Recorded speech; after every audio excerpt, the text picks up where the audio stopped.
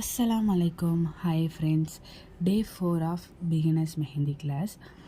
First வந்து spring, second dot, third leaves, fourth one U shape.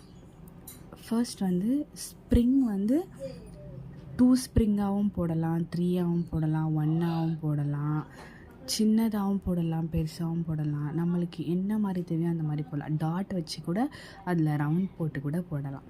Second வந்து dot, பெரிய dot, சின்ன dot, அந்த மாதிரி. லீவ்ஸ் வந்து ஒரு சின்ன கோடு போட்டு டாட் வச்சு அந்த டாட்டை வந்து சின்னதாக இப்படி லைட்டாக நீங்கள் இழுத்து விட்டிங்கன்னா போதும். இது வந்து பேசிக் லீவ்ஸோட மெத்தட்.